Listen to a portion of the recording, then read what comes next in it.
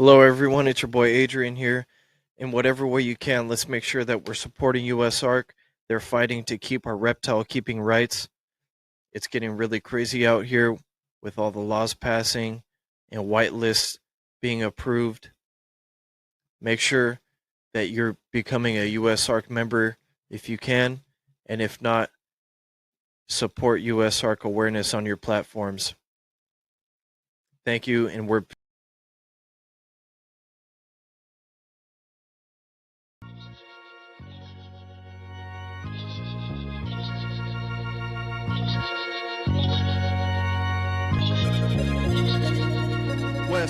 West Coast, man, you know where it's at. Best place to relax and kick back underneath the palm trees. Talk about reptiles and spit facts. From BP to GTP, emeralds to Ackies, the city by the sea where we rock the crease khakis. I don't need no AI intro because I've been at the style. Come kick it on the West Coast and talk about reptiles. Reptiles. Talk about reptiles. Come kick it on the West Coast and talk about reptiles.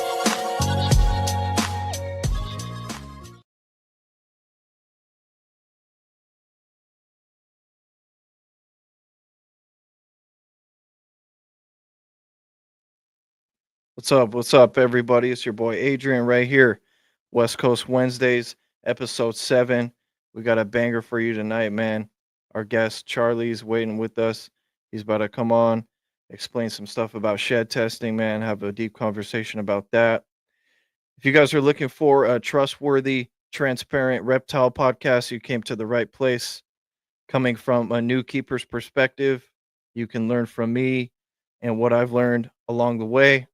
And if you guys can take one thing that you learn that makes me happy, please feel free to subscribe, leave a comment, let me know what you think about this episode. Drop a like, smash the like, share it on your social media platforms. I really appreciate it. I'm your boy Adrian, right here, host of the West Coast Reptiles Podcast. On West Coast Wednesdays, we air live at 7 p.m. Pacific time every other Wednesday for now. And just getting the show started, getting the show rolling. It does take a lot of effort, and I appreciate everyone else who has a show as well. Doing podcasting isn't easy, and you can tell that people are really dedicated who put the time in to do this. And just another, introduction right here. There's no, this shed guy, that shed guy. They're all good shed guys. Whichever shed guy you want to go with, go with. I've been talking to Charlie for a long time. I've shed tested with him in the past. Just no specific reason. Just want to support the homie. Feel like he's a good dude, and we ain't choosing sides here. We're just having a conversation. So I have some cool things happening. Leopard geckos hatching. I got about 3 leopard geckos I hatched so far. So those are doing good. I still got 4 eggs in the incubator. Rat production's going good.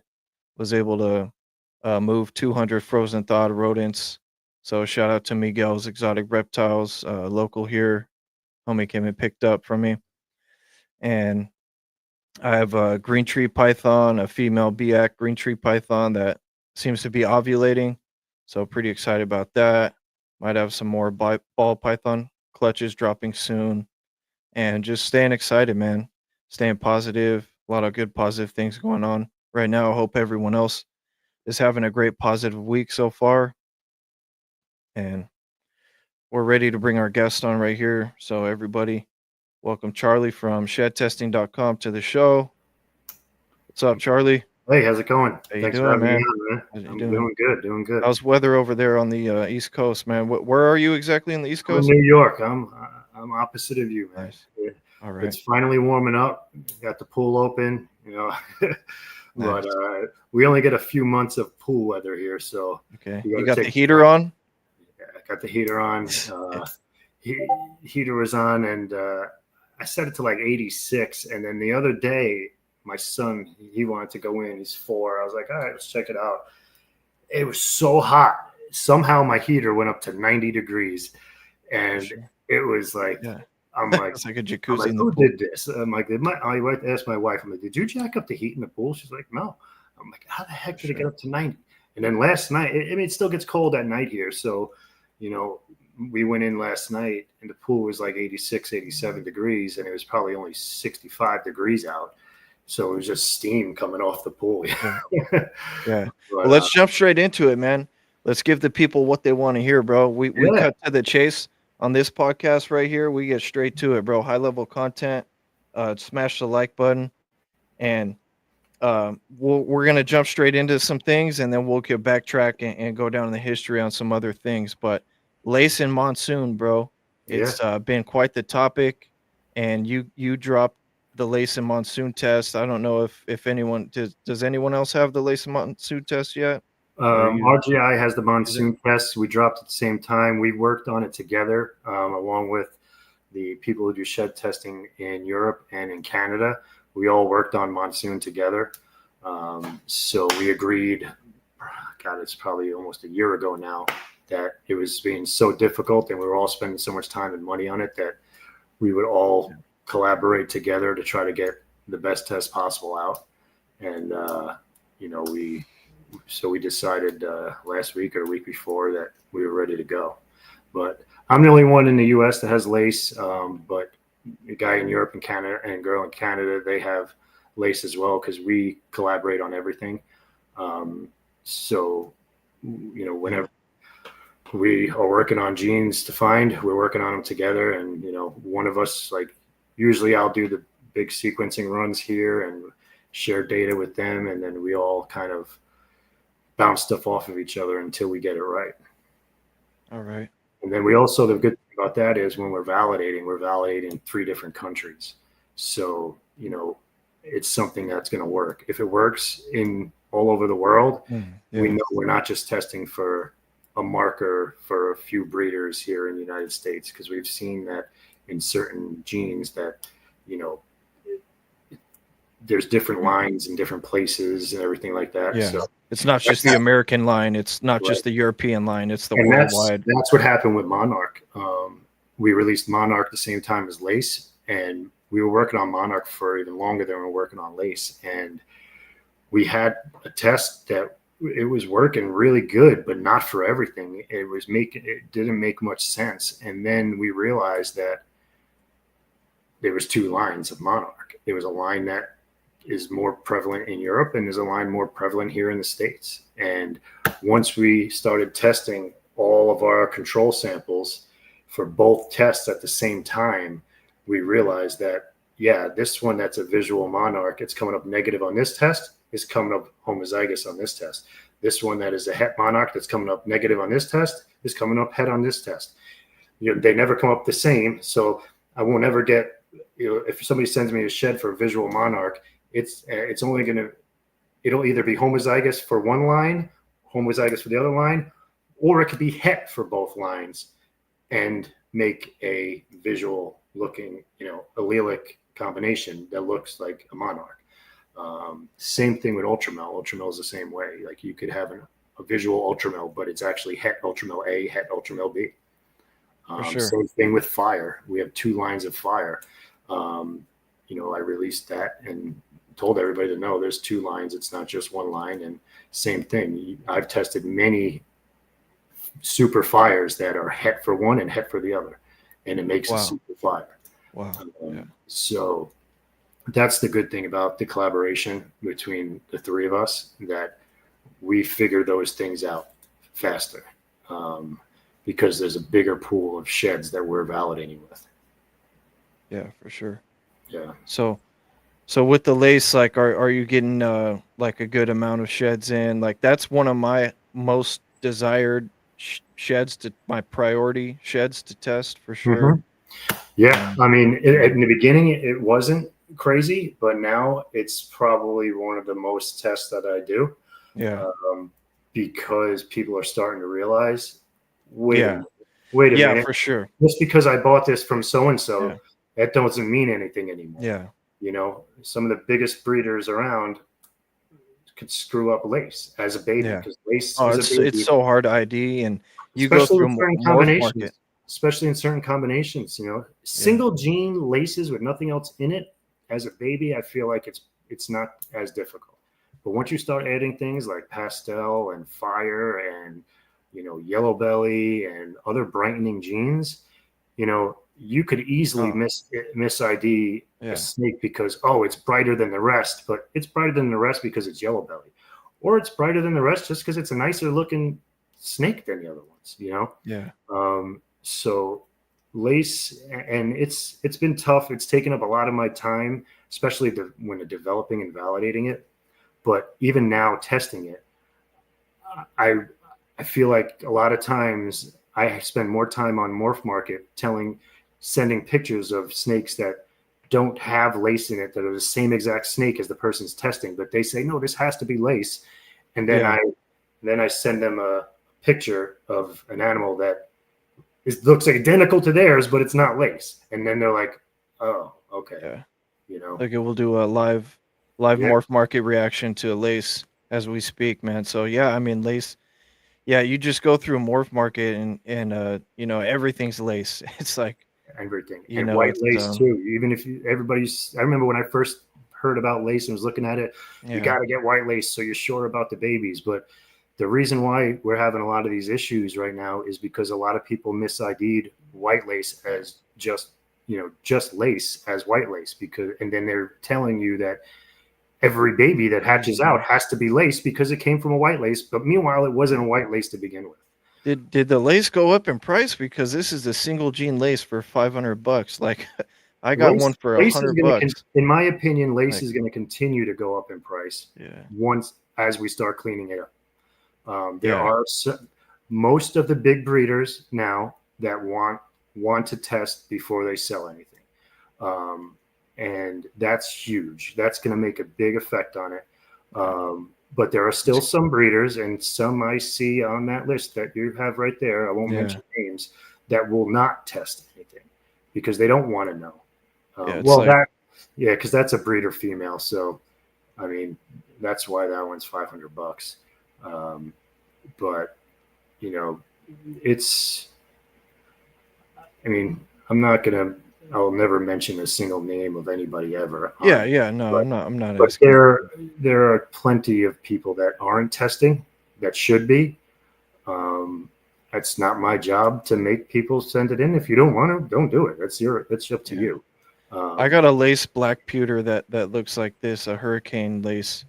Austin from Royal Highness Pythons was saying it was probably a lace, and so looking at that, I'm not gonna do this for snake because I don't want to call anybody about it. I didn't even see who the breeder was that he clicked on. I don't even want to see it. Don't even show me it. yeah, But that could be lace. But if it's not, am I going to be shocked? No, because it's a lace pewter. yeah, yeah, I for mean, sure. it's pewters itself are look like that. I mean, it's coming from CV Exotics. They're the founder of lace. They've probably seen a lot of pewters that aren't lace, so I would trust it that it's lace. But one thing I could say is pastel is hard, especially in pictures. In person, it's a little easier. But once you get into the cinnamons and the black pastels, that's where a lot of the issues I think came from, because a cinnamon lace and a black pastel lace look very, very like whacked out. So a lot of times they were confused as white lace when they weren't, that they were Yeah, just for lace. sure. Because they already have that chain linking and that stretched elongated pattern. And like that white lace mahogany, you could tell that's white lace. That's classic white lace right there. And so, you see a lot of things Yeah, labeled that's as, nice. white lace that Yeah, are no way white lace. I'm still like confused like about lace. It's like I still don't understand. I know it brings up the side. Kind of brings up the side So what panel a I've bit, learned, makes the a snake brighter. clown, every gene it's different. Like if you just get a lace clown as a baby, it's super bright. Like it's very bright. I can see there's more white lace down there. Like something like that. That's going to be hard to ID as lace. Yeah, without testing it, or I'm at just least for looking to see sure. if like they've It shed could tested. be. Like It could shouldn't be. it should say if they've like shed tested it Yeah, here? so Like that means this person probably didn't. yeah, But maybe comparing it to the rest of the clutch, that's why there's no way I wouldn't doubt that that is lace, because that it has the yellows are pretty light, but they're yeah, like that's a that nice down white there is white lace. lace. That's white lace. White lace. Everybody wants to talk about popcorning and everything like that. That stuff on the bottom there. That's true. That happens, but it also happens with other mutations. White lace really whacks out the pattern like that. That's what I look for in white lace. But in clowns, it's a little bit different. And in certain genes, like I said, black pastel and cinnamon, the lace looks different. Yellow belly laces look a certain way. That's a nice lace right there. I have a special lace het clown that you could just tell there's a certain tone to lace that I can't explain it. I can never explain it. I always have a hard time explaining it, but when you see it, you know it. But And clown, CV Exotics, they got a lot of lace going. Sorry to interrupt you. yeah, they the ones who founded lace, Yeah. CV Exotics. So I haven't seen so much lace from them. Like I've looked for lace on Morph Market before. I haven't noticed like all these. Looks like they've been posting a lot recently. yeah, could be because lace is hot right now, and I think lace is only going to go up in price. Yeah, for sure. Once people start seeing that, I've had big breeders send me sheds to test for lace, and before I test them, even I could tell them that it's going to test negative. That is not lace. Yeah. But I got it from this Yeah. guy. It has to be. Nope, it doesn't have to be. And I say, Mm. can you look at another Look at one this. of those? This is nice. This Yeah. white lace pastel. Yeah, yep. And look at pastel. It's really making that pastel. Yeah. You could see it. You could tell. There's a difference, man. I mean, people, if you look at a price of a snake that would cost $500 if it didn't have lace in it, and then this snake, say you had to spend $1,500 because it has lace in it, and then you compare one with lace and one without, and you don't see a significant difference, then odds are it's not lace, number one. And number two, why are you going to pay $1,000 extra for an animal that doesn't look significantly better? Yeah. It just doesn't make sense. So now it's starting to fix itself here. Like, yeah, for sure. One, people are getting a little bit more, even if they're not testing, they're getting a little more cautious about what they're posting and labeling things as, which is great. But people for so long have been so used to seeing. Here we go. This Shed label- test confirmed. Who's that? I didn't see the name. Oh, no, yeah, it's I tested all his. Yep. And then if you look at the one to the right of that one, I bet that says shed test. Where's the details? Like there should be some notes right here, Yeah, right? he didn't put them in there. It looks like. But if you go to the one to the right of that, is that a check Canova? Canova? Click that one. Scroll down. No, I don't know. I don't know if it's like not, okay. Oh, I'm sorry. Boom. Oh, okay. There you go, right there. Morph Market removes shedtesting.com from their things. But yeah, so it's wow, you wouldn't even know that lace was in that, like right, because it's OD and a pied, and it looking at it in person, I bet it looks a lot different than in that picture. But so I spend a lot of time sending people pictures when they send me a shed, and I tell them no, it's not a lace clown, it's just a clown. And then they send me a picture of it, and I say, hey, here's a picture of my clown, which one looks better? And you're like, oh, okay. Or here's a picture of my lace clown, which one? Oh yeah, yours looks much brighter. Exactly. And then I send them a picture of Justin's 2,000 gram breeder female lace clowns, and they're like, oh, so that's what it's supposed to look like. That one right there, that Powerball, I love that snake. Man, that thing's I'm pretty sure I tested that one. I love Powerballs, man. Yeah, shed test positive for lace. Yeah, those things are really cool. But yeah, I mean, and somebody asked me today or yesterday, I think it was yesterday, what, how confident are you in your lace tests? I said, well, I wouldn't have put it out, number one, if I wasn't confident in it. And number two, I'm getting more and more confident in it by the day after I'm running tests for people and seeing all their snakes. I said I'm as confident in the lace test as I am the clown test, the pied test, the hypo test, every single one of them. Not only because of the validation process that we went through, which was way more extensive than any other testing validation I've done yet. I've spent more time, well, I guess Monsoon is probably the most, but I've spent a lot of time and money testing lace just to validate. Yeah. And if I were to buy a lace, I would request a shed test for sure. And yeah, I mean, that's what I tell people nowadays. The problem is that so many were obviously sold prior to the test being available. Yeah. So I get it. I don't think things were done maliciously.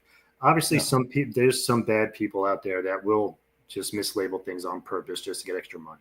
But there are mostly the lace thing, I think, was just people thinking that it's looked like this, but and not realizing what it actually does and how nice it makes your animals. It should be my worst hated gene in the world because of how much BS I deal with it on a daily basis.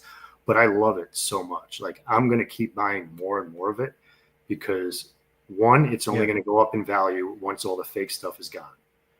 And also, once people really see what it does, what a real lace does in things, they're going to be like, wow, that is really nice. It is worth more than the $100 animal that's the 30 of them that have been sitting on Morph Market. It's nice. It's an awesome gene. Let me run this. I got a special request. Let me run this. I don't do this often. I appreciate you, Charlie. We'll jump back into it. I'm gonna run that little intro real quick, and everyone have a nice hydration second.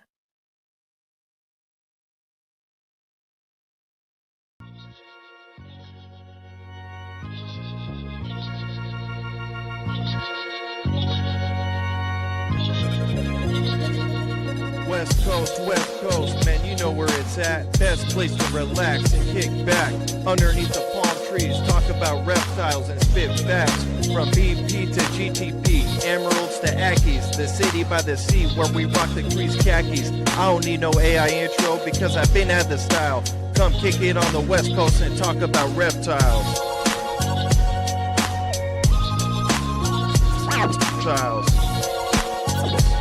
about reptiles. Come kick it on the West Coast and talk about reptiles.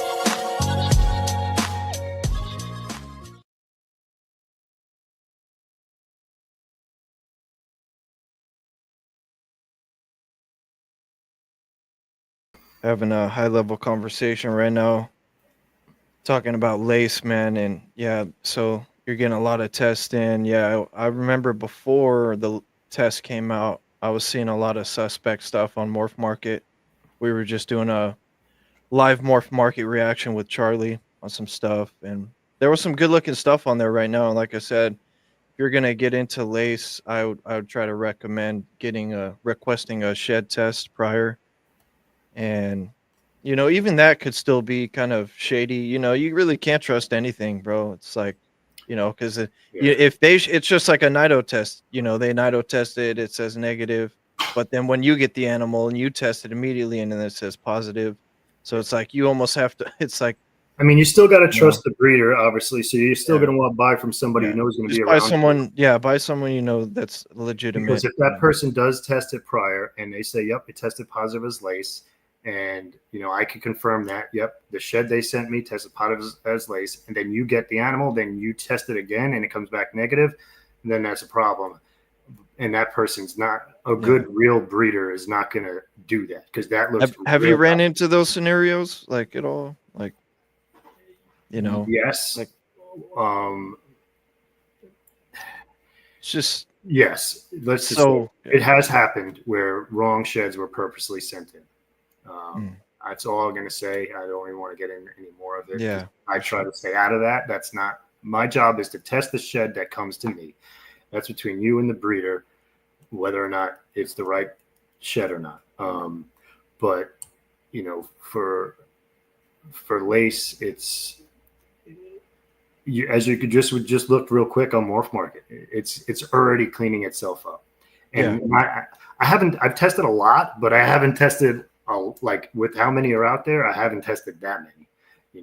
I was actually expecting it to test a lot more of them than I am, but a yeah, lot of people I think don't want to test it because yeah, they don't want to. Because if they test it and it's negative, then you can't sell it as lace because yeah, then you look bad.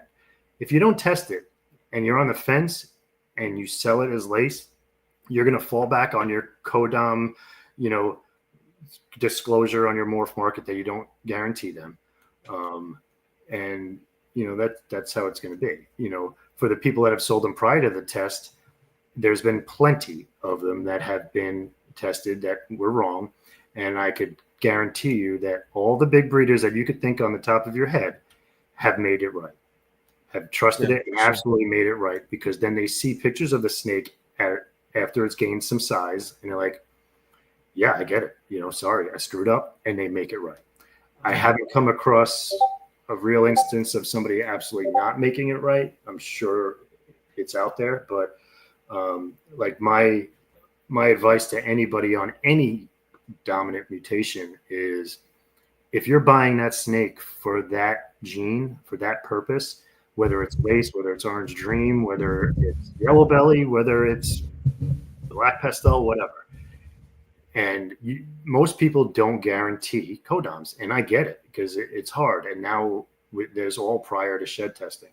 Now that shed testing is available, it's a little bit different, but still, you have the absolute right to not guarantee codoms.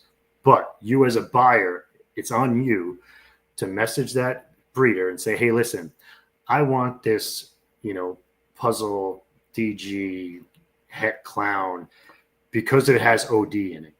If it's not OD in it, I don't really want it. How confident are you? I'm confident. Okay. Did you test it? No, I didn't test it, but I'm confident.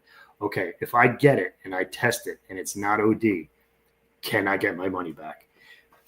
Make those accommodations yeah, before you buy the snake. yeah, If the breeder says, no, I don't want to deal with that, then you guys don't have to make yeah. the transaction. You don't have to spend your money. The guy he has every right not to sell you the snake. He has every right not to test the snake. He can do whatever he wants. And that's the same thing with nido testing. It's like, Yeah.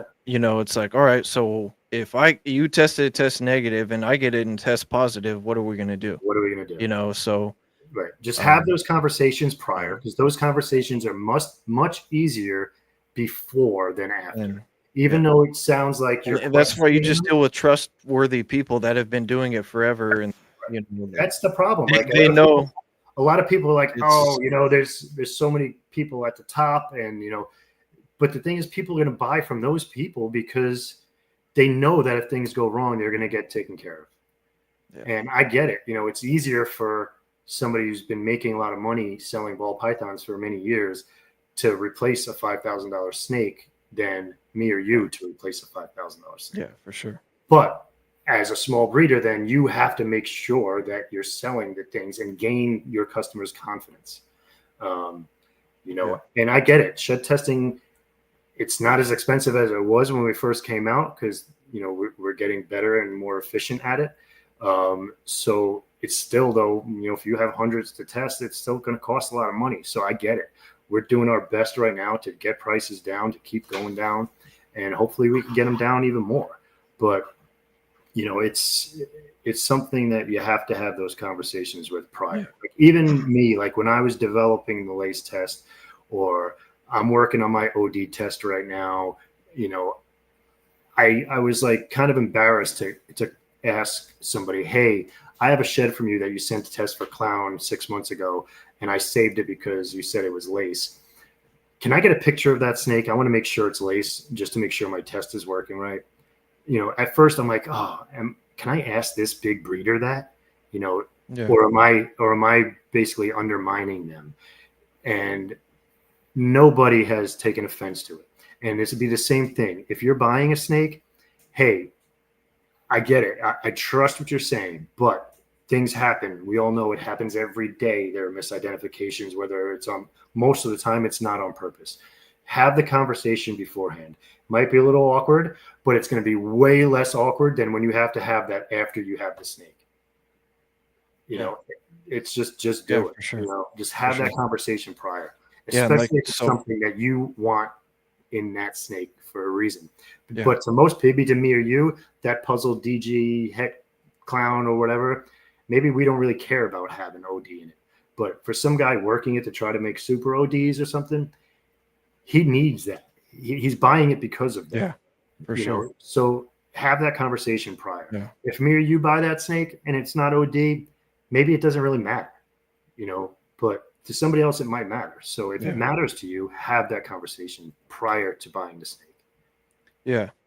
And maybe some other people uh have had this experience too, um or have that are watching are thinking the same thing. I know I've sent a single gene lace that was a possible het for clown, and it proved out clown with your shed testing, but I didn't test it for lace. I really think it's a lace. You see the popcorning and all that, and like, could I like, did you use that test for a shed test, or you know, could I ask you to run that shed? Do you still have that shed? Yeah. So that Or all depends on when so you sent it in. Like, so if you sent it in within the last few weeks or month, then yeah, it's going to be easy for me yeah, to find that shed and pull it out.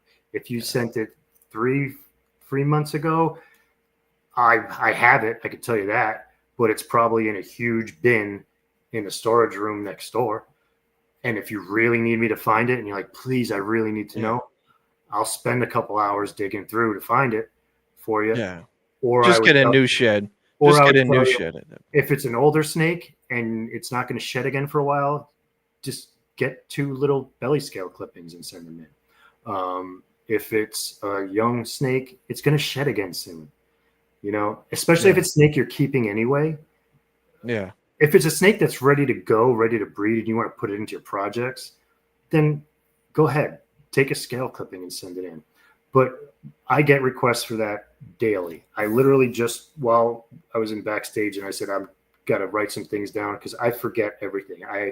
My Instagram and my emails and my texts are nonstop all day long, and yeah, with requests for things so I literally have to ask people to remind me things 100 times. So I knew that when I came back up to the lab tonight to do this, that afterwards I needed to pull out 3 or 4 sheds that people asked me about today that they want to test for something different that I tested for over the last couple of weeks. So yeah, after I get off of this, I have somewhat of a system where it's time framed. I tried setting things up in the beginning where every breeder had their own, you know, uh, folder type thing, but it got yeah, to be, and that was fine when I was testing, 20, 30 sheds a week and had like a dozen or 20 or 30 customers. But now I would need a building with Dewey Decimal System type filing set up to keep everything yeah, that way. for And sure. it's just too much. If it's, now we can do the scale clippings. Just if it's something you need very soon, just get a slither of one or two slithers of scale clippings and send them in. If you need to overnight them, if it's that important, overnight them. Tell me, hey, I'm overnighting these. I need them as quick as you can. I try to do my best to accommodate everybody when something important is coming up. Like if they're like, hey, Tinley's coming up next week. I dropped the ball. I didn't send these out earlier. If I overnight these to you and you get them on Tuesday, any Yeah. chance you could get me results by Thursday, you know? So you Yeah. could just do a little sliver of a belly scale. Like, how would you do that? You Yeah. just So get what you some do is like, scissors and yeah, you get like, some egg I cutting have a pair of, scissors. yeah, some Like, like little scissors like this. yeah, Like what I've only done it once or twice because my snake room is literally the room next door to here is a door. I'm looking at the door to get into there. So if I want to test my own snake And honestly, I don't have time to test my own snakes right away anyway. So I usually just do sheds for myself, but I could do mouth swabs for myself because mouth swabs that you really got to get them to me very quick. And I have to be ready to test them once I get them because it degrades a lot faster than Mm, anything else. But okay. if I really want to test something, like I'll go and I'll swab, I bought a lace yellow belly clown, and it was a potential white lace, and it's super bright, and the yellow belly is just really running up on it and really causing chaos. So it had a chance to be white lace. We were odds are we were like most likely it's not, but I was excited. I got the snake in, so I went. I got a toothpick, cut the sharp point off, rub it in the gums, twirl it around, come right in here, dip it in my lice buffer, and I could test it myself right there. But so I didn't do it often when I'm getting to. But what I've Did it seen, prove out? oh, Did it not prove white out while lace. this? No, it's just Oh, lace. okay. Yeah, but Yeah. it's amazing So snake. It's an amazing snake. So what I've seen people do is the belly scale. You'll go with those big scoot scales on the bottom, and like you just kind of put your fingernail under it, lift it up a little bit, and you just like slice it like you're cutting your own fingernail. And all you need is like imagine if your fingernails were a little bit long and you use a nail clipper, that little sliver that comes off, that's all you need. yeah, for sure. I recommend sending me 2 of those in case the extraction doesn't work great. I need to do a rerun or something like that. I'd rather have 2 of them on hand. Um, but it's some people have done them on really small new babies, but most people like to do it when they have a little more size on them. But when something just hatches out, you're going to get shed after shed after shed pretty quick. Yeah. You're feeding them once a month, but um, so that's how people do the scales. Yeah, Um, and another thought is like, I have the male lace het clown and I'm going to breed him anyway. It's like, why not just wait till I have a clutch and then test the babies, and then I'll know for sure if he was a lace, because I'm going to test the babies Right. Even anyway, if it is you know? lace, you're going to test the Yeah. babies anyway. Yeah, I'm going to have to test the babies anyway. So it's still, you have to use As long shed as you're going testing to, wisely. as long as you're going to breed it, if it's not lace, then you're correct. There's really no Yeah. reason for you to test it right There's now. so many things to think about. There's so many different avenues. No And no no one way is the right way. no, Whatever, you and know. I tell people all the time, like I don't force it on anyone. I will never say you got to test for this or you got. I get it. It costs money. The market isn't amazing right now. I get it. I don't say like you're an idiot if you don't do this, but you know, be smart about it. Do you have to test that snake for this certain mutation that's not going to change the value of it whatsoever? Yeah. Yeah. If you want to, just for you, then shit, go ahead. But it's do whatever you got to do. But Let's jump into the next one, man. We got like Het Monsoon too. I know Monsoon's yeah, a big one.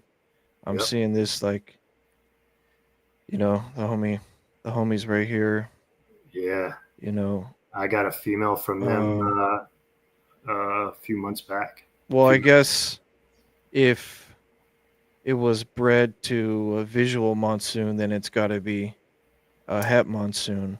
Right. The pairing doesn't really, I don't really see the pairing No, here. I think Jersey Going on. Guys is putting for the ones that I've tested. I believe they're putting it in there, and I recommend that to any breeder that is Yeah. for anything. For anything, for if you're testing for clown and it comes back het clown, I still would like to recommend you to put that it is het clown via testing because, granted, things could happen. You could have sent the wrong shed. I could have mixed up a shed here somehow, just to make it seem like you're not scamming anybody if it didn't come back. And then you could also message me and say, hey, did you test this snake for Canova? This is the ID number. And I'll look in my system and I'll say, yep, tested it. You're good to go. You know? Okay. Yeah, here So, we go. So there's that. yeah, There's see, it says this is yellow belly. That's a shed test for yellow belly, right. not the Het Monsoon. Yeah, they might not have that set up yet to do that. And I don't know. They may, I don't know. But, or he just knows that it's Het Monsoon because it's a visual. But So yeah, Monsoon was one that I found. I could give a quick backstory of how we found and Yeah, how for it all sure. went up. So I did whole genome sequencing on Monsoon, um, probably a year and a half now. It must be, and we got some good data back, and we looked at our data, and I found a what we call a SNP. So it's when a nucleotide changes from an A to a C or a T to a J, whatever. That's what causes the mutation. That's what causes the screw up and mutant makes it a mutant, and it mutates. So I found something and I was like, this looks really good. I like the gene that it's in. I like the area of the genome that it's in. But we could never get the primers to work good for it. So we kind of skipped it and moved on. And we found some other really good, things that were all close by to my original one.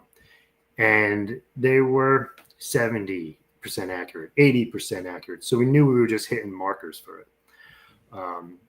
So probably 6 months go by, and I'm like, I want to go back to that original one that I found. And I finally got primers made where I was able to get decent results on like 10 snakes that I sent in for Sanger sequencing. And they all came back what it should be. Like I was using either known visuals, known hets, and negatives. And they all came back as they should be. So I was like, all right, we got to, but the primers still weren't great. So around that point is when I started, me and Ben and everybody started working together on this. And I told Ben, I said, hey, I got a spot. I really like it, but we're not able to make good primers for it. So he's like, let me try. So he started making primers for it, and they still weren't working good. And finally, the company that I use that develops the reagents that I use for my testing, I had them try. And we finally got primers that worked good. And then I sent them to Ben, and he tested hundreds of known animals. I tested hundreds of them, and there was like 3 outliers that came back visual monsoons that were clearly not visual monsoons. So like, damn, like back to the drawing board. This test is about 97% accurate based on how many.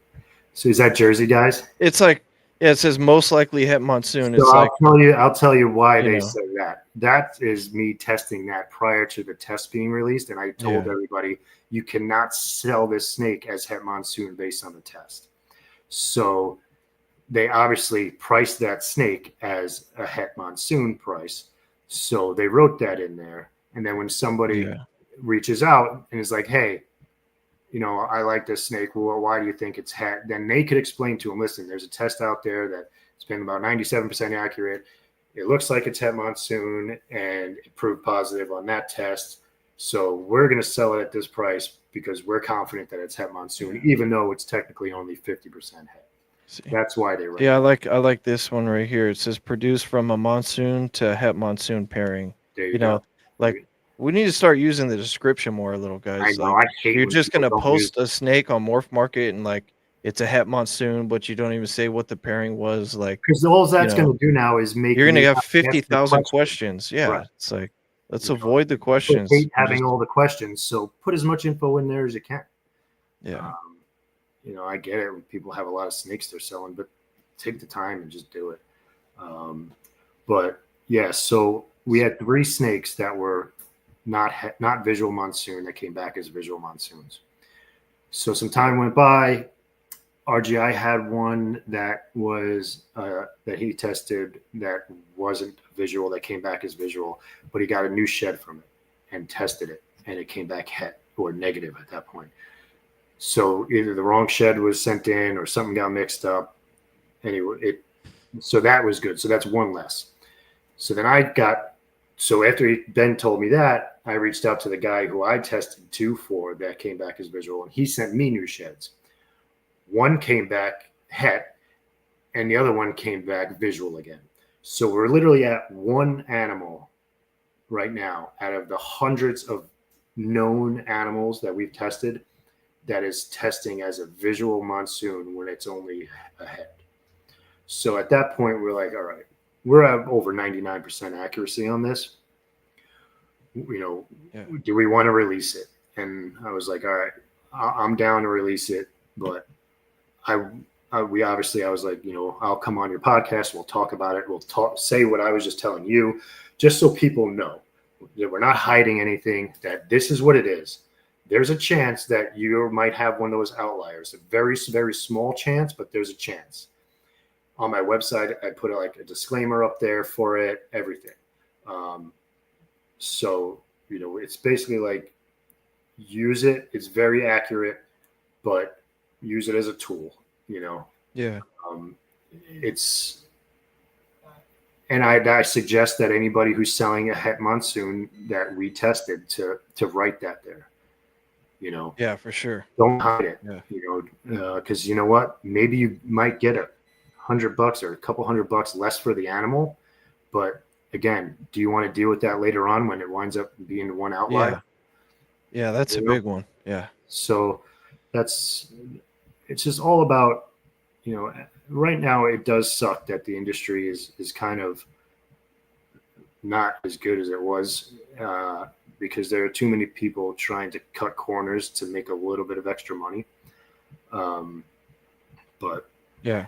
it is, you can only, you just use your dollar wisely. That's all I have to say. Yeah. You're a buyer. With monsoon, it's different. If you're going to test for like clown or like hypo, say I test like a clutch and it's like, man, I shed test everything. It's like, man, it's gonna cost me as much as like the clutch is worth almost, like, but in some certain cases, that's why I just, make your breedings worth it, and then it'll be worth it. If you're somebody out there, if you're ever making stuff to be pet quality animals that you're going to sell at shows for a few $100, it's probably not worth testing. Yeah. Sell it as a 66% het, Yeah.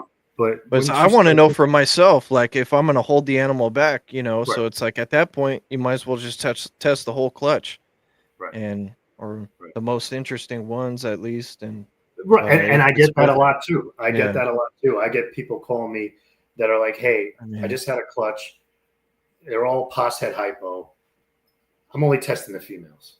Because it's whatever, they're not going to be, it's not going to change the value enough. Yeah. I'm selling these males on Morph Market that they test positive for hypo. Yeah. But the females, it's going to change their value more. But I need that female. Yeah, I agree with that. So I agree with that. Or the other way around. It could be I'm only testing the males because I need to know, because I need to hold back one of those males. Yeah. It might not change the value much for anybody else, but it does for me and the direction I'm going. And like, even a lot of people will reach out. I'm looking at a sheet right here that somebody sent me sheds. He sent me like a dozen sheds, and he's like, hey, test them all for, say, like het sunset first. Whatever ones prove het sunset, can you then test those for clown? I don't need to test everything for both, because the ones that aren't het sunset, I don't care if they're het clown. Yeah. Just that's smart. Just do it. Yeah, you got to be wise, like I'm saying, man. And you're dropping a lot of knowledge over here, Charlie. I really appreciate it, bro. And like I said, you're never going to hear me like just push it to a point to, it does me no good if all the breeders are wasting their money on shed testing and they fall out and drop out and sell their collections for 2-3 years in the future for me. I want people to succeed, because when you succeed, I succeed. So I'm going to try to do my best to steer you in the right direction. And technology, it's like a double-edged sword. It's like, now we know too much. Like, there's too much now. It's, before there was never any of this. It's just old school. But now with the technology, if you're not completely in the industry, like watching podcasts all the time, talking to me, talking to RGI, going to shows, if you're not deep into it and understand exactly how it works or how it could be used, it might be a little overwhelming, confusing. I get emails all the time like, hey, this is my first time. I'm sorry for the stupid questions, but ask away. Like, I want you to feel comfortable. Do you want to call me? Do you want to talk? I could answer it better if we talk. Really? I could call you? Yeah, let's talk about it. I only have one shed to test. I don't care. Call me. Let's talk. I'll explain to you. Maybe at the end of it, you're like, yeah, you're right. I don't need to test this. It makes no sense. fine, Yeah. whatever. I don't care. Yeah, you got really good customer service. You always got right back to me right away, explained how to, prepare the shed. I Yeah, I mean appreciate that's my that. goal. Is the customer service from day one has been, and it wasn't even something that I consciously thought about doing. I just I feel bad, and I just feel like everybody. If you're giving me any money whatsoever, because I know how I am. Like if I'm shipping anything, or if I buy something online and I paid for overnight shipping and it's not there, I want somebody on UPS or FedEx on the phone, me explaining it to me. You know, I paid you for a service and the services are, I want to talk to somebody, so I know how I am. So if I get a message, I can't let it sit because I hate when I don't get responses from other people when I ask questions. I hate it. My wife hates me for it because she's like, Charlie, that person could wait an hour for you to get back to them. I'm like, it's burning. The phone is burning a hole in my pocket. I know Yeah. that there's a message there with somebody who has a question. I hate leaving it there. It's just how I just feel like it should be done. Um, Yeah. Like, dude, so I've tested a few animals with you. I tested 3 animals. That lace male that was possible het for clown, and it proved out for het for clown. Because I don't know if I would have kept that animal if it didn't prove out het for clown. And now it's all right. It's at least so het how for long ago clown. did you test that? It was a while ago. I'd say 6 months or more. I'd say Yeah, about, let's yeah. No, I just mean, go for the bigger shed. yeah. I think it's Or like you lace. said, or if you don't, if you have, if no matter the outcome of that, if you're breeding it Yeah, anyway, then don't test it. yeah. That one's for sure lace. I wouldn't even like. I have a few other lace that I'd just be curious. Yeah. Like that pewter one. It's kind of hard to tell. It'd be Hard. interesting to know. Um, Yeah. so I got this other one that was possible double het, and those both proved out with you, and I'm like super stoked because I kind of looked for some markers, and Hmm. man, they proved out. And then I had another female that didn't prove out. I think for hypo, or I think it was clown. And it's like, but she's a GHI yellow belly. She's still a female GHI yellow belly. I could put like a cypress to her, Hmm. or, I have a cypress clown and I can make 100% hets, and they're cypress GHI yellow bellies. Yeah. I mean, there's still that are all 100% het for clown. So it's still a female, it's, I've already grown her up. And And the way you so set up it's, your collection and your breeding plans will save you money as well. Because if you set things up right, like you said, even if something isn't what it is, but you have use for it anyway, or then you might not have to test certain things. yeah, You just gotta. It's a lot. It's a lot. And I live shed testing 24/7, so I got to remember that not everybody understands it like I do, and yeah, not, or even like you do, somebody who's in the industry, who has a podcast, who watches other podcasts, who lives, breathes, eats this stuff. Not for sure. everybody's like that, No, so you get, sometimes you got to take time and you got to sit there and look at your collection, look what you got. Like I'm a victim of it as well. It's hard to, if you see a snake that you're like, oh my god, I love that snake, I need it. Do you need it? yeah, It's hard, but the people that are making money doing good in this really think about what they're doing, you yeah, know. yeah, Um, so I think that's a big thing, is to just sit back, take a step back, and look at what you have, look at where you want to end up, and see what you can test for. If all right, I could buy this double het now and breed it, and odds are I'll probably make a triple het, with that. And you got to think of the future and think of what testing could do to help you yeah. in the future. Yeah. You So know? your pricing for shed testing, what's it at right now? And Right will now on will the it ever get? website, it's $40 for your initial test, and then $20 for the tests after that. Then you could do 3 tests for $75 on one snake. Um, and bulk pricing. I used to have it so that you could purchase credits based on how many you want. And it was a great idea. Some people are upset that I got rid of it, because it's nice, because it's like, all right, I know I'm going to test 100 animals this year, but I don't know what I'm going to test them for yet, you know, but I want to lock in at a lower price. So I'm buying these credits. Problem is, people weren't using it right. They would buy credits and then just send me sheds. Like, no, you have just read what it says there. You now have to go enter those and pay with those credits. Because now you just send me sheds. You bought credits. I don't have your snakes in my system to put results into. And now your credits aren't getting minused off your account. So now either I got to enter them for you, or you got to go back in and enter them. So now I have on the link, it just basically reach out to me. Here's a downloadable Excel spreadsheet. Fill this out, send it to me. Every case is different. Every case, people are like, so what is your pricing for this or that? It all depends. It depends on how many of you sent me in the past, how many I think you're going to send me in the future. What am I testing for? How many genes per animal am I testing for? It all depends. There's no set thing. So I would recommend, if you know you're going to be testing a decent amount, send me an email, shoot me a message on Instagram. Like, hey, this is what I'm thinking. This is what my future looks like. Then we'll get on a phone call and we'll figure out the best possible pricing I can get you. Do you run full panel tests? I don't do them yet. I do them on certain occasions for people, but I test everything, one test at a time. So a full panel, if I'm running 45, 50 tests, if I can't do it for a price that you're going to be happy with. Yeah, for sure. So I when people ask me that, I say, okay, what is the pairing, or what? Usually I'll get asked, by pet keepers and stuff, and then I'll tell them, listen, RGI does it. Go on Morph Market. You could order your full panel right there. Yeah. If it's somebody who wants to use me, who's a customer of mine, who's like, do it, I'm like, all right, let's think about it. What do you really need tested for it? Do we need to test for albino?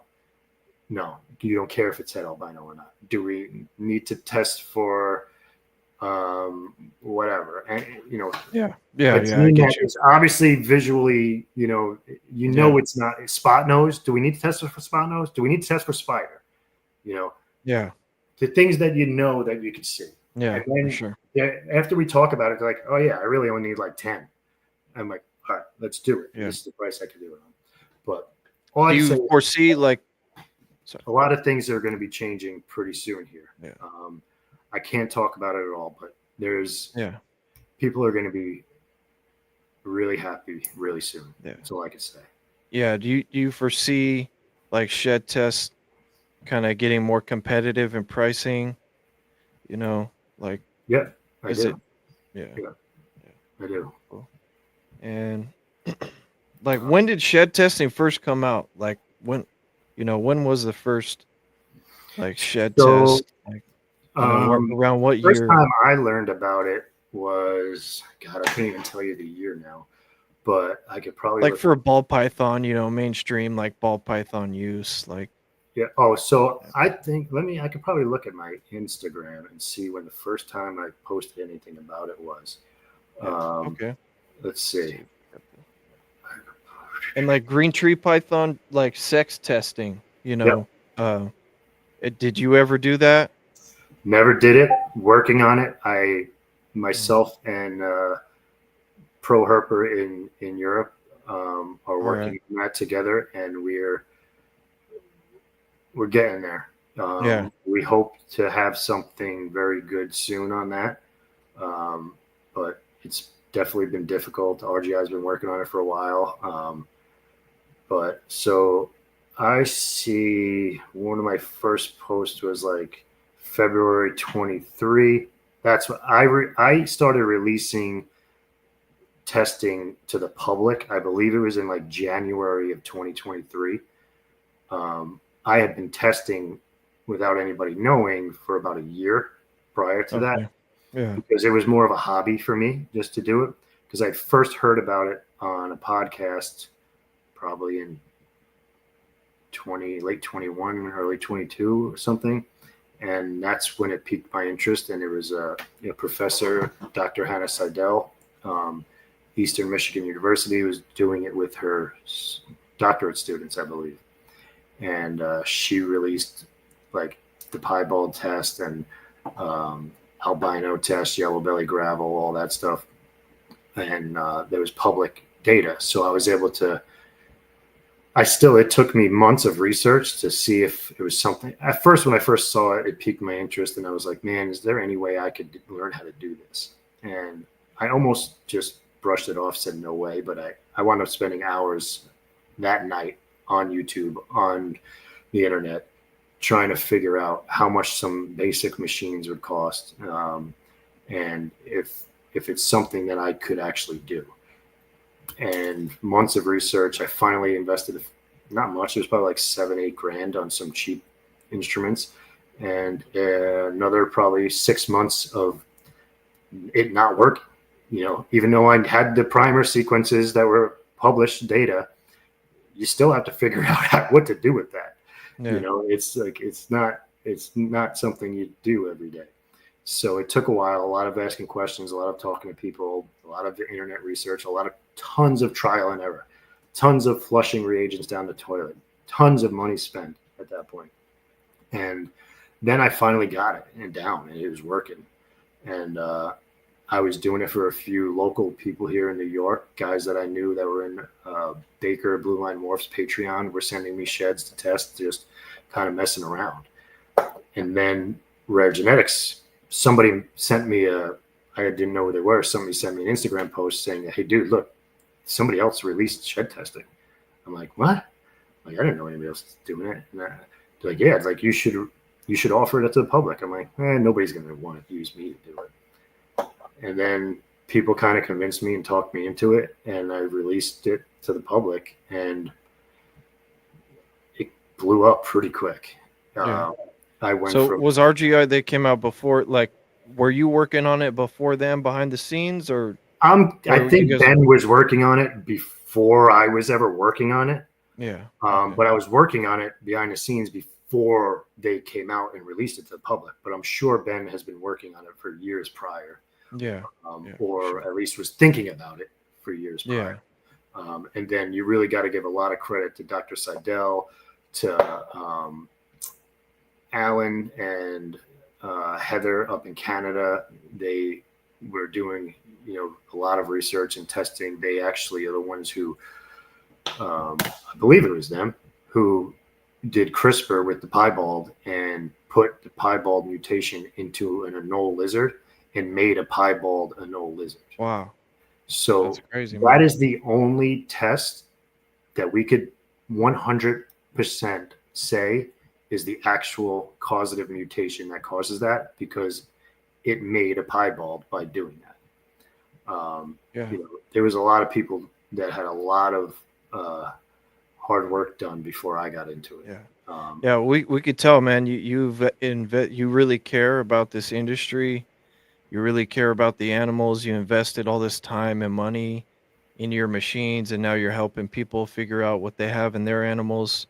So what do you have in your collection, Charlie? Yeah. How many animals do you have, like, without naming any species and stuff? Like, what's your total reptile count right now? So people can get an reptile count is probably around 60. Okay. But 50 of them are probably ball pythons. Yeah. What other species do you have? My favorite snake I own is probably my super dwarf retic. And it's stayed so small. It's 100% super dwarf. Is there a locality? It's 50%.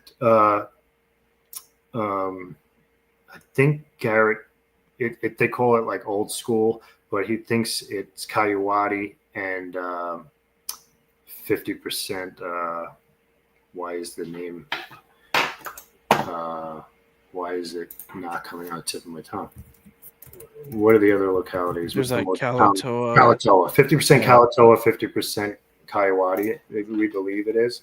Yeah. And it's a male. I just got it as a pet, and it's stayed. I feed the hell out of it. And really? Wow. No, I feed it once a week, or once every 2 weeks. I don't overfeed it by any chance, but I don't underfeed it. I'm not starving the thing to try to keep it small. It gets fed, and it's long, but it's so thin. It's super manageable. Like my 4-year-old son handles it, and I love that. Man. I love that snake. Do you have an ultrasound? Yeah, I do. Okay. Yeah. This year I've not used the ultrasound as much as I should have, and I'm seeing that in how bad my ball python breeding has gone because I Yeah. just haven't had time to focus on it. But most of my high end animals are growing up right now, and I only have a handful of animals that I actually want to breed right now. I could make some decent, cool stuff and sell them for 4, 5, 6, 700 bucks, maybe. Even some snakes would be $1,000, $2,000 snakes if I bred everything. But the byproduct is going to would be, I don't want normal heck clown males to sell. Yeah. I don't have the time. I just don't. Um, so I'm kind of waiting to pair until I have all this stuff. I have some really crazy ball python females and males growing up right now. The What other one, species do you have, real quick? You I have got a the super carpet. I dwarf. have a carpet python. I have a female Just carpet one. python. Yep, she's growing up, so I'll probably get a male soon. Um, What kind of carpet python? Is there anything? a A jungle. jungle. Okay. Yeah, it's really nice one. It's super it's actually pretty chill. Is it like a high yellow one or something like a It it like a I have gamma? Yeah. no, it's a very high quality one. I got it from a really good breeder here in New York who literally gave me a folder with its lineage. What breeder is that? If you He don't mind, sir. is, I'm horrible with remembering everything, but the breeder is Everyone smash the like button for your boy Charlie right here, man. Your boy Adrian on the West Coast. Thank you. Morningstar Reptiles. Okay. Um, yeah, they're right here in New York, but they get all their stuff from some big name carpet guy. Yeah. I'm not deep into it enough to know any of that. They did local shows here, and I saw them once, and they only had like bigger ones for sale. And then the next, they had the hatchlings, or probably like 6 month old or whatever they were. And I was like, I gotta get one, and I got one. I was like, this time, with the super dwarf, I was like, I bought it as a pet, and so I got a male because I wanted 100%. And I knew I really wasn't going to probably breed it or anything. I just really wanted one.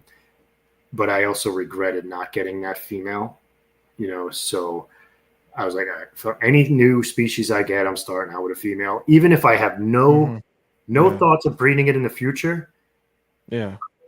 things could change, So from now on, that's what I did. So I got a female, and then I have a leopard gecko that I won in a charity auction that is a clown, like a pure clown, no known hets or something. I don't know anything about them. I bought it because there's a buddy of mine's fundraiser, and I guess I wound up paying like $400 for it, and it was like a $700-800 snake gecko at the time. Hey, what's going on? What up, Will?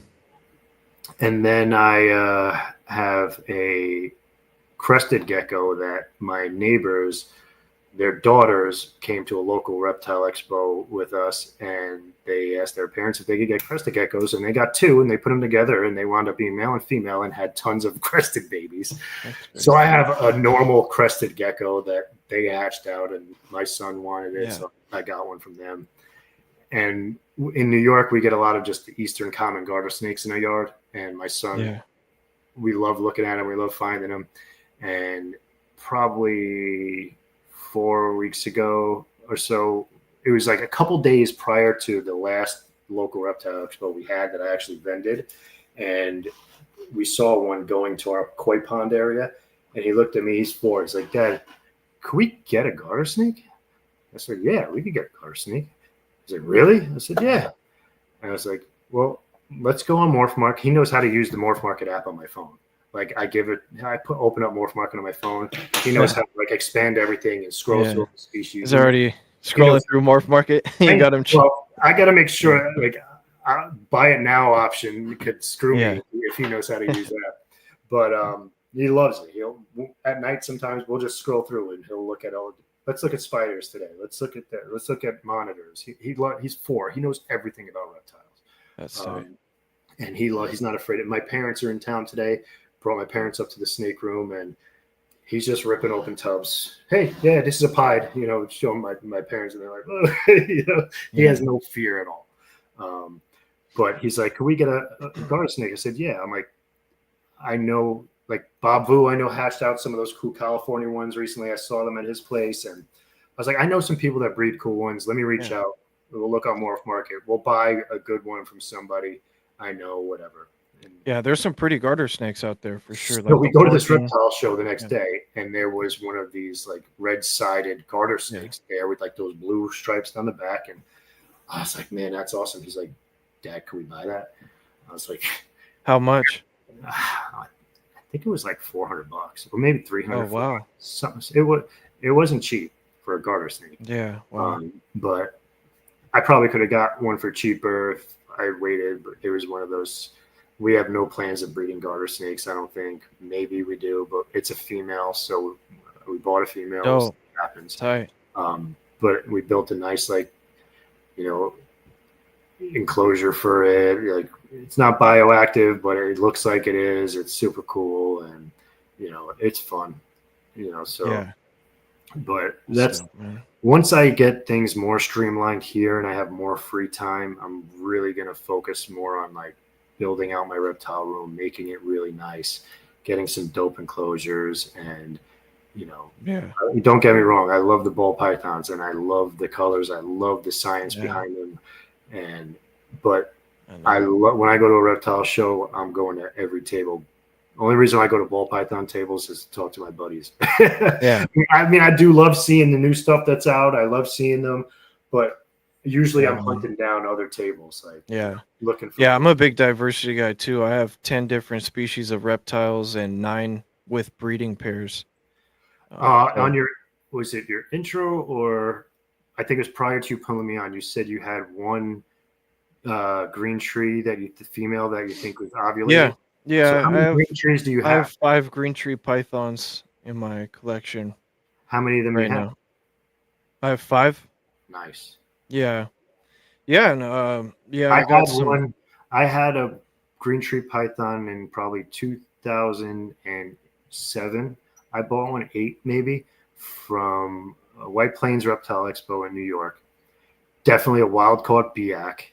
Oh yeah. Nasty as hell.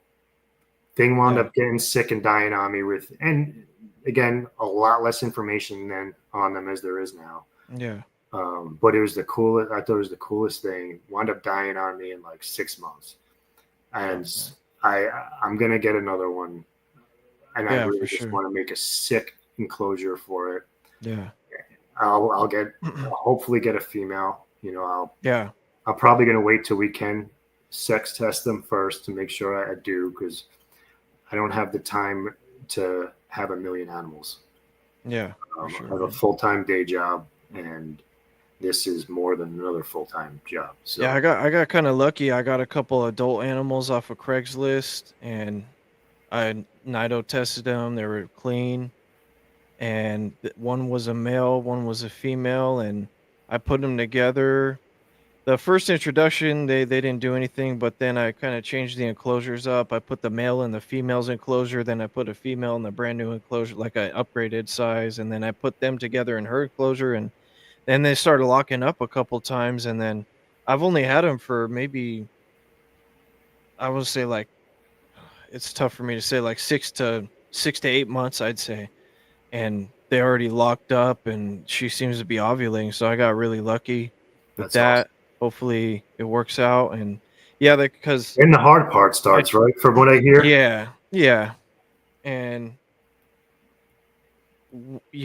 what I learned with the ball pythons is I would buy hatchlings, and man, you gotta wait to grow them up, and it's like, I can't buy a neonate, bro. Like, I'm just gonna look for some subadults or something like that, and so that's what I did, just to try to get ahead of the ball game a little bit, because I know how long it takes to grow things up, and it's tough. It is good, it is good. There's no right way, there's no wrong way. If you want to be safer, buy neonates, because there's less risk of shit going wrong Right. with them because they haven't been in someone's collection for that long. Mm-hmm. It's a whole nother ball game and stuff, but Yeah. yeah, man. I like working with a bunch of different species. I'm kind of like 50 ball pythons, 50 other species, and I'm pretty happy about that. I really like the emerald tree boas too. Yeah. They're Got a so 1.1 of those. nice. Um, Yeah. Dream about getting some basins one day. So if you were to add any new species to your collection, what would be some? You said green. You want to get back into Yeah. green trees. I almost got one recently. Um, it's just right. Like I said, I have some things in the works right now with the shed testing that Yeah, hopefully will free up some more time for me. But I just I really like red tail boas too. I really like them. yeah, Um, yeah. Vin Russo. He's got yeah, like he's got really awesome nice ones. pure Vin's locality. always at the local shows here in New Yeah, York too. I've talked to Vin a lot. Um, you know, yeah, I really want to get one, but I gotta be smart about my purchases right now. Not for the yeah, money, but for the time. Um, and then I really do want to get a couple of green trees. But again, I would not be doing the animal justice if I got one at this moment right now. yeah. They're obviously more care goes into them than a ball python. Not really, man. Not really. Like not a whole lot. Not a whole lot more, man. They're pretty easy to keep. But I'm You just know. saying I Yeah, can't throw it in a rack like I could throw a ball python. yeah, I don't want. If I get one, I'm going to spend a lot of money on one, and I'm going to yeah, want a sick display for it. And yeah. I want to do it right when I'm ready to do it. I don't For want sure. to just buy For sure. anything and just do it. Um, Yeah, and can I buy one right now and do all that? Sure, but I just don't have the time. yeah, And I want to make sure the time is right. I've made stupid purchases of everything in the past, spur of the moment things, and I'm really trying because I know even just how hard it is for me to keep up with the ball pythons, and I only have 50 ball pythons, and you know, yeah, breeding my own rodents to feed the ball pythons because I have no reliable rodent breeders around me. So I have another building that I built just to breed rodents in. If I had an unlimited stock of rodents, I could have a lot more ball pythons. But yeah, that's what takes the time. I yeah, hate walking in there and smelling it and be like, oh my God, I got to, yeah. or it's been a little too long. And now I got to, Yeah, I run 6 colonies, um, like 2.12 ratio in the concrete tub, 6 colonies, and I clean once every 2 weeks, and it takes me like an hour to clean them. I clean them once every 2 weeks, and that seems to be like a good because yeah. in 1 week they're still pretty good. Those big concrete tubs, they stay good for a while. Are they And ASFs or rats? I got the Canyon River hamsters Okay. or the desert field mice. Good. Gotcha. Yeah. But yeah, Oh, that's yeah. what I'm running Yeah, like 2.12. I'll run like 2.12 or 2 point not like more like 2.10. I kind of winded it down to like 2.10. So Um when I first started breeding, I bred Norwegian rats, and I realized like I hated doing it because of one how big they got, and you know once they get to a certain size, there's no use for them for me because I don't have anything that can eat them. Um, yeah. Yeah, so exactly. Yeah, so these I never outgrow. They never outgrow your snakes. so They I, go to I the wound up bathroom in getting one corner. I paid somebody for a few colonies of desert field mice, and I threw them in my concrete tubs that I had my rats in. They were gone in days. They Yeah. chewed right through the sides of the concrete tubs, like Yeah. the sides, not in those little holes or not Yeah. in a seam, just boom, right through the side of it. And I was like, Yeah. ah. So I bought a used Freedom Breeder rack, and that's what I have them in now. Um, and yeah, Yeah. it doesn't take me too long. I have 2 acres of property, and there's some woods behind me, and I have I bought a new tractor a year Wow, ago, man. Man, you got it so, going on over there, dude. so that helps me. I drive that thing up, and I put the bucket right outside, and Yeah. I just dump everything in the bucket, take the tractor out to the freaking woods, and just dump it out. Yeah. You know, so it's not. I don't know how people do it. Like I've heard stories of people doing it in breeding them in apartments or in houses, and they have to bag that stuff up and throw it all out. I'm like, God bless you. I'm like, I can't, Yeah. I couldn't do that. Yeah. Um, Yeah, I, no, like my tubs, I put the bolts in the holes where they have like the holes drilled in the tub. So I put a bolt with the washer, yeah. and then yeah, I noticed I don't think I have enough clearance for them to like get a good grip. I noticed nibbles on the sides, never really had a chew out from the I had side, multiple chew outs in like the same week, and it was so frustrating. and they And chew the water line. but it's And crazy. So I lost when I went down to Bob Vu's show, Sear, whenever that was, February, March. Um, I came home and I was there for like 4 or 5 days, and I came home and I had a water clog in my main right at the top, shit, yeah, and those things will absolutely cannibalize each other if they don't have water for like yeah, a day. yeah, So I came home to almost every colony was dead. So yeah, I had to start buying frozen and trying to supplement with the frozen thawed until I got my colonies back up again. It's just such a pain in the butt. yeah. Like, I wish I just had somebody like, hey, give me 50 freaking a week, and I Yeah. never have to do that again. You know? Yeah, I've got it down really good right now. I just sold a 200 frozen thawed. I've got so many rodents, man, feeders. My production is booming right now, and And I that's the keep thing I too. You keep got to pay multiple attention. males. You Like, got to pay attention. Like you got to yeah, know how old they are, when they're starting to yeah, produce less, when to start new colonies.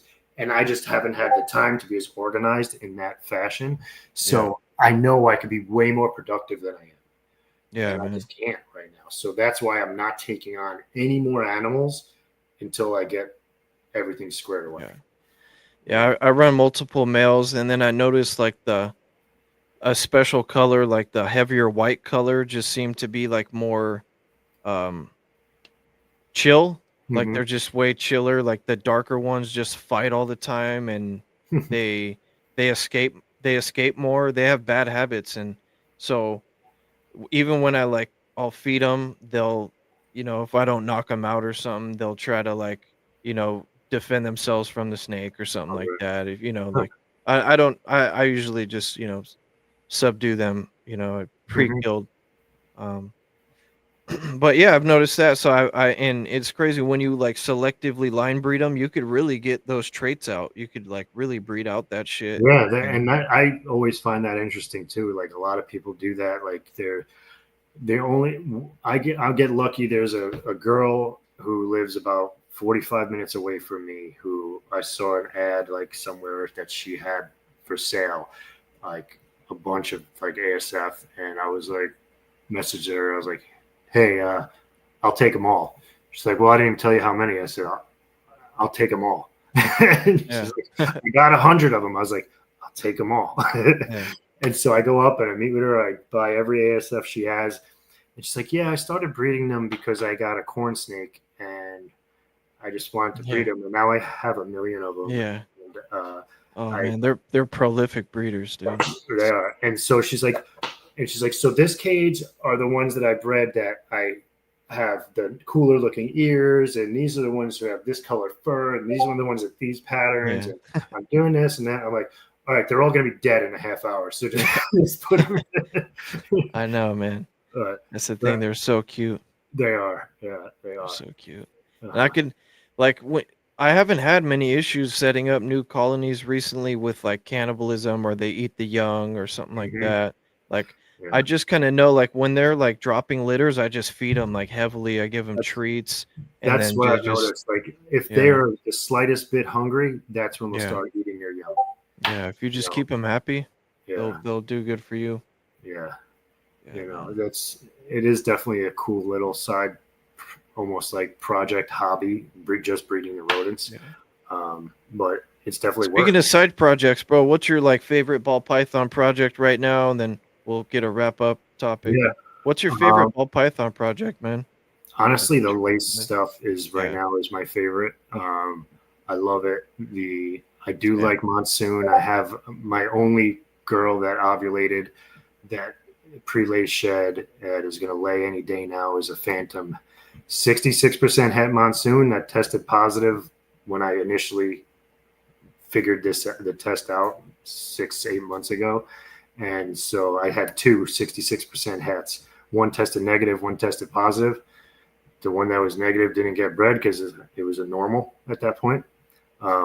So I bred a, a special het monsoon het hypo male to my phantom het monsoon female. So I'm praying to get some monsoon het hypo babies out of it, or Okay. even if I got one, you know. Yeah. Even if honestly, if I hit a visual monsoon, I'll be happy because it'd just be cool. You know, head to head, you're never guaranteed anything, Yeah. but that's one. And then I have a DG clown het VPI male that's going to be going to a lot of females this upcoming season. He's just hit about 500 and something grams, but I'm going to give him another few months before I start pairing him up with. Yeah, I'm really liking the Xanthic, DG clowns. They're, Yeah. man, so nice. I'm going to try to get that into a few other things, just try to do something a little bit different. My black pewter kind of covers that base for me. She's like close enough where she looks Xanthic. Yeah. Pretty cool. What else do I have? Redhead. I have some red. I have a sick redhead clown female growing up. Yeah, redheads are badass. Yeah. I have a GHI clown female that's been paired up to my black pastel Wookiee yellow belly het clown male. So I'd like to make some of those Krakens, even though years ago. I love Krakens. A lot of people are like, oh, the Pompeii. I love the Pompeii. That's what got me wanted to do it. I have a picture of a Kraken on my wall in the snake room. Yeah. That's what I liked. I love the Kraken. Yeah. That's just, even though I could probably buy one, or I want to make. I bought the snake, growing them up to pair them to eventually make them. I don't care. I want to make one for myself. Stranger hypo clown stuff I got. What else? I got like a lot of DG. Like I have a Cypress spot nose clown that's double het hypo DG male that's going to be going to clown double het DG hypo female. Just trying to get some codoms into like the double, triple clown combos, Yeah. I still love DG. I have a decent amount of that. MJ from Trap Talk, he's got a really nice line of DG from Mark Bailey. He had some DG clowns at the Pomona Reptile Super Show. Man, they were smoking, dude. Yeah, I still love a DG, a good, just normal DG clown. Man, I love it. I mean, I don't know. Like I got a really cool animal from Levance at Straight Fire probably 5 months ago. It's a DG clown female that, what is he? DG clown leopard. I think it was possible OD het pie female. So she's sick. She looks awesome. So she's over 1,000 grams. She'll be breeding this upcoming season. Then I just got to make decisions on what males are going to go to some of these females that I have growing up. Do I want to play it safe and just make, some double and triple visuals, or do I want to make more single visuals that are all triple het, or try to go a different route? Those are things I got to figure out. I got some projects I'm trying to make a pastel or super pastel freeway. I really love those, man. Those look so sick. You need pastel and freeway, in my opinion. They look really, really cool. And then pumpkin pies, stranger spot nose clown, special hypo clown, Batman. I got a shot at Batman's. Yeah, man. I had a good clutch in the incubator, and unfortunately it died. I had too much humidity in my egg box, and the eggs just went bad. But I got a male that Enchi Batman lace from Milbrandt All right. thing is sick. Yeah. It's like it is so bright. Like when people try to send me pictures of their clowns or their Batmans that they say are lace, I'll just say, "Here's mine. This is what it looks like. It's 6, 7, 800 grams. This is what it looks like Yeah. still right now. Yeah. Yours is. I'm sorry, yours is a beautiful animal, but it's brown, or it's not this. Yeah, I'm pretty sure I hit the GHI blackhead hypo I was going for, but fortunately it just didn't make it. You know, I Sucks. had a poor setup in my egg box.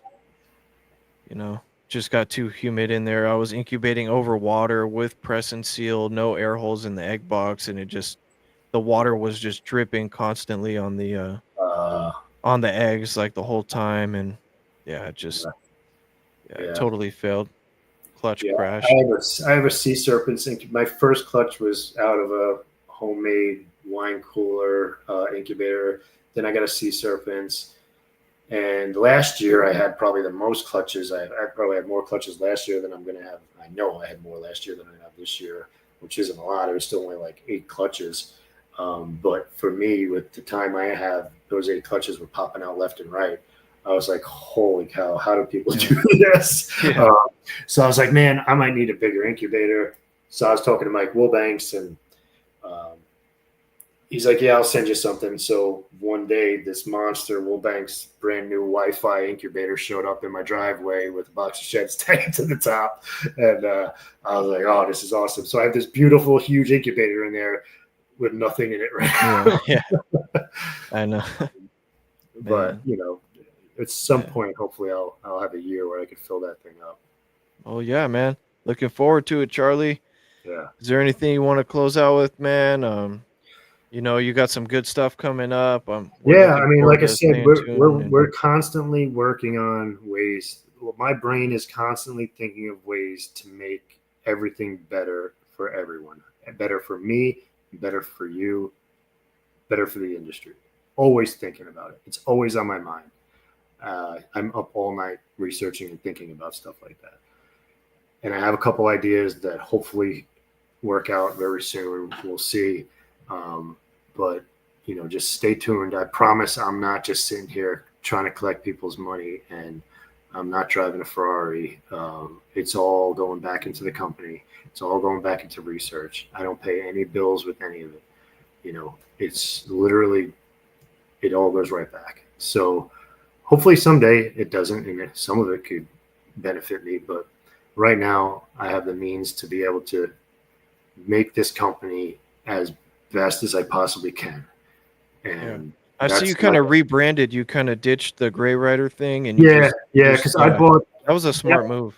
That was just when I first started breeding ball pythons myself, and then I bought shedtesting.com. I bought everything related to that, every domain name that there was. I registered under myself, and I had them. So I was like, there's tons of like companies' names that are a .com, and it's smart because how do you buy something nowadays? .com. Yeah. You're going somewhere. So when you say, oh yeah, shedtesting.com, you don't have to say, oh, how do I get a hold of them? It's in the name, So that was a good move. I like that. Yeah. So that's why I went with that.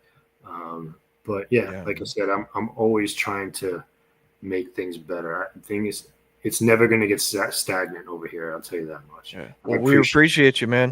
Well, I appreciate you. I appreciate everybody who's trusted me from the beginning. Some idiot who tried to do this himself. That a lot of people had faith in me from the beginning, and I always appreciate that.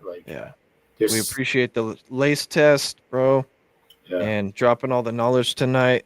So I can tell you, I just got an email from so when I do test development, I get as many like homozygous versions of the mutation I'm looking for. So, and then I send those to a lab that has a really expensive machine that does deep whole genome sequencing on them.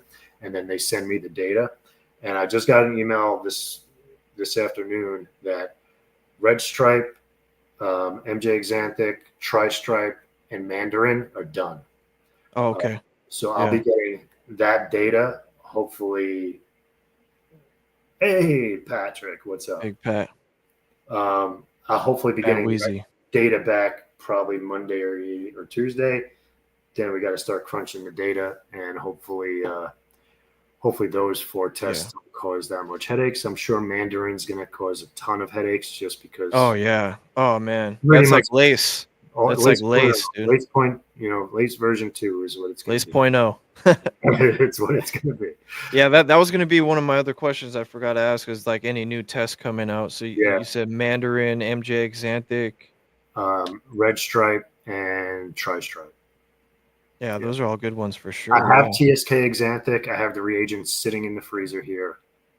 Again, I've been ungodly busy, and I haven't released it yet. But that'll get released soon. Exactly. I test. He sent me some lace to test the other day, and I think it was yesterday. Last night I sent him a text. I was like, Pat, stop sending me all these fake lace stuff. That's funny. But no, and just my conversation with him last night after I tested. I hope he doesn't care that I say this. If you're still listening, give me a thumbs up if I'm allowed to talk about what we talked about yesterday. If not, I'm not going to talk about it. But anyway, he sent me sheds to test for lace, and after the conversation with him and talking about his results, it even more. Okay, so he tested, I believe it was 4 animals yesterday. I tested for him, and 1 of the 4 came back as lace. And I told him that. I said, hey, only 1 of 4 came back as lace. He's like, let me guess, it was this animal. I said, yes. He's like, yeah, the other ones were hopefuls, but I knew this one had to be. It looks so much different. And he was right. I'm always, whenever I send results like that to people, I'm always afraid they're going to be like, oh, no, this got to be this.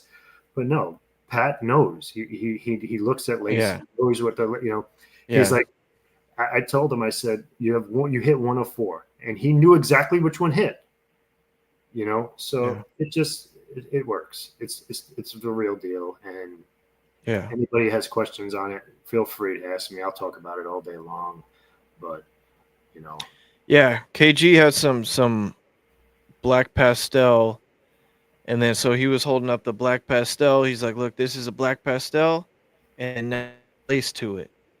And I got that one with the lace. And because you could just tell like night and day, like which one had lace and which one didn't, it's still, but those, I'm still working with KG, and we're going to see about testing those and stuff like that, man. But it's all good because it's KG, bro. So, it's all love, man. But we appreciate your time tonight, Charlie. I know it's getting late over there on the East Coast. Everyone for tapping in. Go ahead and hang out backstage real quick so we could chop it up, and I'm going to run this outro. And another West Coast Wednesdays, episode 7, bro. Thank you, Charlie. Yeah, thank you, man. All right, everyone. Appreciate you guys tapping in, man. Drop a comment, like, rate, subscribe. Your boy Adrian right here at West Coast Reptile.